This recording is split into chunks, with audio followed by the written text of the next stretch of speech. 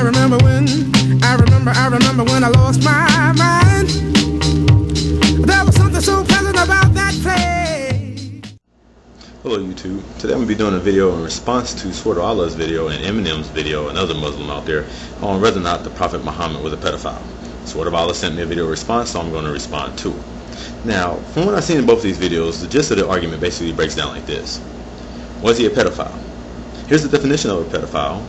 Let's get into puberty and how that talks about nature's ability to reproduce and all that, and then whether it was the customs of the times, and then the age of consent and how that proves that he wasn't a pedophile. To me, all this basically misses the point completely, and I'm going to get into why. Now, first, I'm going to let it be known that I'm not here to go over the definition of pedophilia. I think everybody knows what the definition of pedophilia is. And then I'm not here to go over the issue of puberty and that menstrual cycle equaling you're ready to conceive and all this other stuff, because I think that's missing the point. The question is, can a 6 or I guess in this case a 9-year-old be capable of bearing a child mentally and physically, not just having a menstrual cycle, and that somehow proves that she's an adult based on nature. Anyhow. So the first point I want to do is the age difference. I mean, the age of consent is being thrown around here that somehow it was the norm of the society, so there was nothing wrong with Muhammad and what he did. And, you know, I almost wonder. First, I've already covered the mental consent and whether that could take place with a 6-year-old versus the verbal or basically family consent to Muhammad to marry an older man. But my question here is the argument that it was the norm for younger girls to marry to older guys? I mean, you know, the whole thing out there is thrown out there about age consent being 12 in the U.S. and even younger in some places, I guess, in different countries even today. But my question is not, was it the norm for younger girls to get married, but was it normal for a 6-year-old to be getting married to 50-year-olds? Was that the cultural norm? Now, I already think it's a far stretch already of an argument to say that a 6-year-old, it was the norm to be giving them off into marriage. I mean, maybe a 12-year-old. But this here with a 50-year-old is even a different stretch, because I can see if you were saying that a 6-year-old, a 9-year-old, 12-year-old was getting married off to a 20 or 30-year-old.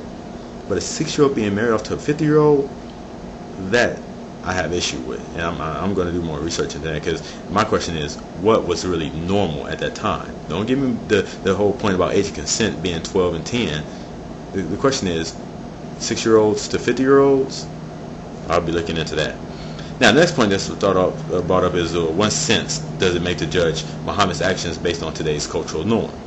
And then the question is also thrown out there by Sword of Allah that did Muhammad live in the 7th century or the 21st century? And I beg to differ. I think we can indeed judge past actions and ignorance based on today's standards.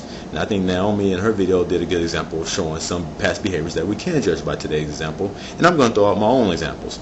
For instance, rape. Rape, again, in the Tanakh, was totally fine as long as it was with a virgin, and as long as you went and paid the family a little dowry for her and then stay married for her for the rest of her life. Now, to me, that is wrong, period. I mean, just because it was the social norm back then doesn't mean that it was correct. It still was wrong, and by today's standards we realize that. And I can look back then and say, yes, that was wrong, that these people were in ignorance to think that that was correct. Same thing with the world being flat. Now, just because it was the social norm for many people to think that the world was flat, does that mean that they were correct? Does that mean they get a free pass? No.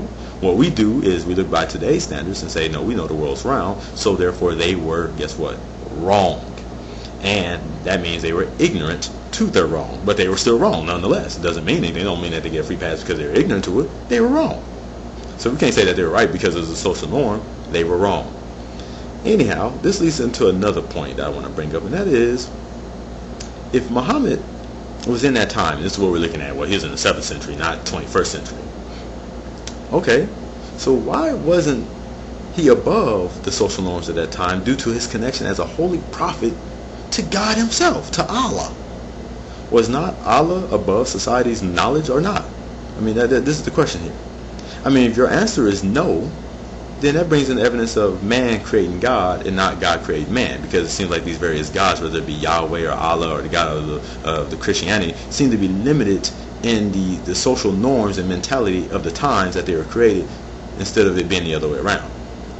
Now, if you answer yes, that Allah of course was above this knowledge that somehow it was okay for a 50-year-old to be with a 6-year-old, then the question becomes, why didn't he impart this wisdom to his people, and especially to his holy prophet? I mean, this makes no sense to me. why would an eternal God not impart eternal wisdom to his people? Why is his people left in the ignorance that will be considered later on wrong? I mean, so whose society is correct?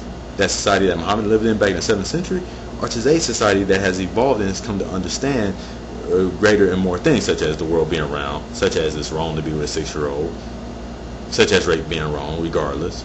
I mean, now, if we were evolving beyond that which Allah imparted to his people, even though the word was written back then, that seems to be a problem. Why wasn't this information shared with the Holy Prophet? If the Holy Prophet is being given this eternal message which is at stake for all mankind, why would Allah allow him to be left with such a nasty image as being 50-something years old and marrying a 6-year-old and then turn around and having sex with a 9-year-old, regardless if it was the social norm? Supposedly Allah is supposed to be eternal, so surely he wasn't bound by the social norm of that time, so he would have known better to be able to impart Allah with some wisdom. Matter of fact, this wisdom would have given more evidence to us people today that indeed people like Muhammad or any other prophets were indeed imparted with greater wisdom than the rest of society. Whereas in this case, it just goes to show that Allah did not impart any special wisdom to Muhammad above what the society knew or practiced at that time. So to me, this misses the arguments that are put in defense for Allah, for Muhammad, misses the points completely, because it all comes down to this: that today now the Prophet's image has to be defended by people that follow his religion, because Allah just decided that, you know, hey, it didn't matter that I kind of didn't share that information with Muhammad, that these practices of theirs in this society are kind of wrong and incorrect. So who's correct? Is it us, who have evolved to realize that certain of these barbaric practices are wrong?